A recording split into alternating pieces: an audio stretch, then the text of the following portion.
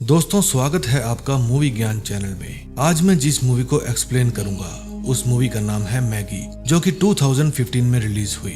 इसमें एक पिता धीरे धीरे ज़ॉम्बी बन रही अपनी बेटी को किस तरह से संभालता है और उसके लिए क्या क्या करता है, ये देखने को मिलेगा। मूवी अच्छी है, एंड तक जरूर देखें।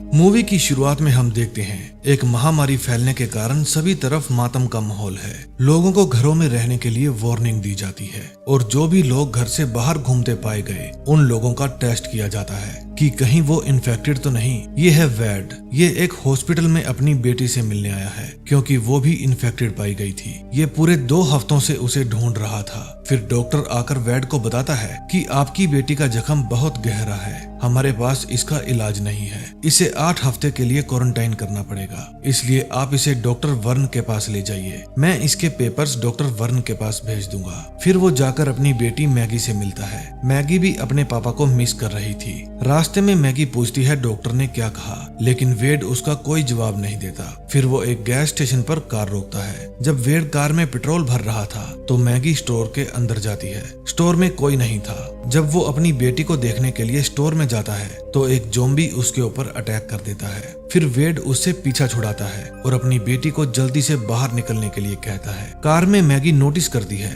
कि दूर दूर तक कहीं कोई भी इंसान दिखाई नहीं दे रहा। वेड के 2 बच्चे और भी थे जो उसके और कैरोलिन के थे। कैरोलिन मैगी की स्टेप मदर थी क्योंकि उसकी रियल मदर मर चुकी थी। वो बच्चों को आंटी लिंडा के पास छोड़कर आता है। वेड के मैगी को घर पर लाने से कैरोलिन बिल्कुल खुश नहीं थी। इस बात को मैगी भी समझती थी। खाने की टेबल पर जब कैरोलिन मैगी से पूछती है कि तुमने अपने हाथ पर बैंडेज क्यों नहीं लगाई, तो वो रूठकर वहां से चली जाती है। वेड के लिए ये बहुत ही मुश्किल घड़ी थी क्योंकि अब उसे ही सब कुछ मैनेज करना था। कैरोलिन जब किचन में खाना बना रही थी उस समय मैगी बाहर झूला झूल रही थी। तभी उसे चक्कर आ जाते हैं और वो गिर जाती है। कैरोलिन देख लेती है और भागकर मैगी के पास जाती है। वो उसे उठाकर घर के अंदर ले आती है। उसकी उंगली पर चोट लगी थी और खून भी बह रहा था। फिर कैरोलिन डॉक्टर के पास फोन करती है। उस समय मैगी अपनी उंगली को देखती है जो कि पूरी तरह से डेड हो चुकी थी और वो चाकू लेकर अपनी उंगली को काट देती है। फिर वो बाहर भाग जाती है। वो देखती है कि वहाँ पर 2 ज़ॉम्बी आ रहे थे।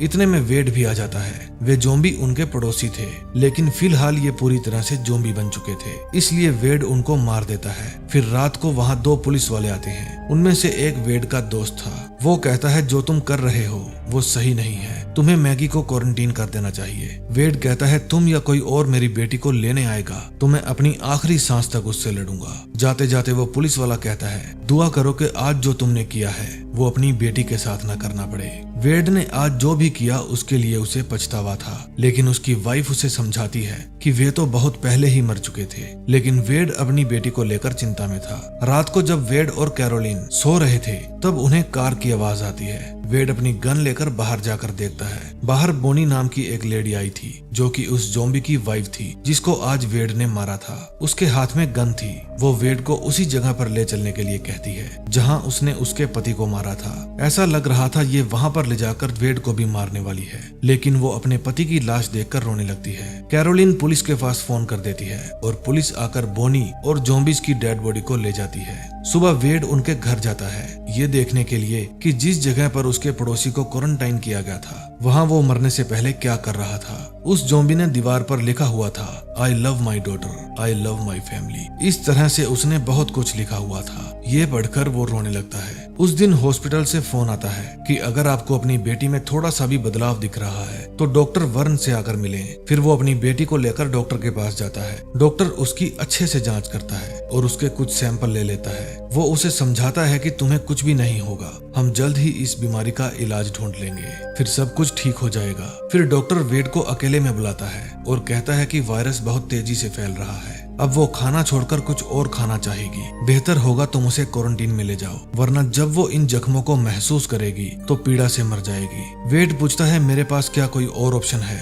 डॉक्टर कहता है तीसरी ऑप्शन है, उसे बिना दर्द की मौत दे दो। ये तुम बिल्कुल नहीं कर पाओगे। पता वेड को भी था कि इसका अंत बुरा होने वाला है। इसलिए अब वो अपनी बेटी को हर पल खुशी देना चाहता था। रात को जब मैगी सो रही थी तो उसे अपने हाथ में कुछ महसूस होता है। जब वो बैंडेज हटाकर देखती है तो उसके जख्म में कीड़े पड़ गए थे। फिर वो रोने लगती है। अगले दिन उसकी फ्रेंड उससे मिलने के लिए आती है। वो कहती है हमारे दोस्तों ने एक छोटा सा मीटअप रखा है, मैं तुम्हें वहाँ ले जाने आई हूँ। वेड उस समय घर पर नहीं था। कैरोलिन उसे जाने देती है। वहाँ और भी इन्फेक्टेड लड़के लड़की थे।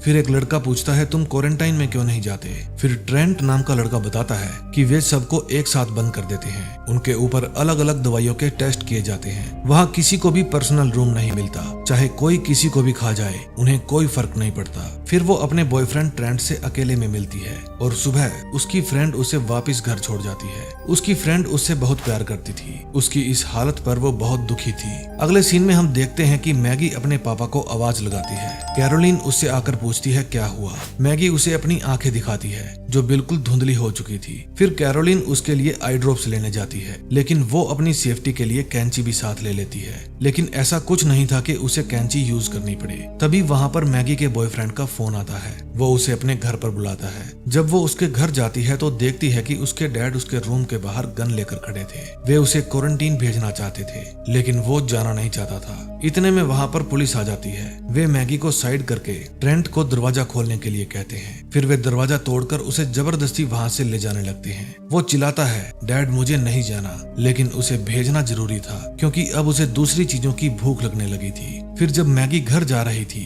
तो उसे किसी जानवर की आवाज आती है। फिर वो घर जाकर वेड की गन लेकर आती है और उससे उस जानवर को मारकर खा जाती है। जब वो घर जाती है तो वेड और कैरोलिन उससे पूछते हैं कि ये क्या हुआ। वो बताती है कि अभी अभी मैंने एक फॉक्स को खा लिया है। ये बात सुनकर कैरोलिन घबरा जाती है। वेड भी अब रोने लगता है क्योंकि स्थिति तनावपूर्ण थी। सुबह कैरोलिन वेड को कहती है कि अब इसको उनके हवाले कर देना चाहिए, लेकिन वेड मना कर देता है। फिर वो वेड को छोड़कर चली जाती है। अब वेड मैगी को वो चीजें खिलाने लगा था जिसकी उसे खाने की इच्छा होती थी। वो ज्यादा से ज्यादा समय अपनी बेटी के साथ रहना चाहता था। जब रात को वेड सो रहा था, उसकी बेटी खड़ी उसे ही देख रही थी। शायद अब उसे अपने पिता में भी खाना नजर आ रहा था। अगले दिन जब वेड लकड़ियां काटकर वापस आ रहा था तो उसका पुलिस वाला दोस्त फिर से वहां पर आता है। वो कहता है कि हमें एक बार मैगी से मिलना है, लेकिन वेड उसे घर जाने से रोकता है। फिर वेड की एक पुलिस वाले के साथ हाथापाई हो जाती है। उसका दोस्त वेड को शूट करने ही वाला था। इतने में वहां पर मैगी आ जाती है। मैगी कहती है कि अंकल मैं बिल्कुल ठीक हूँ।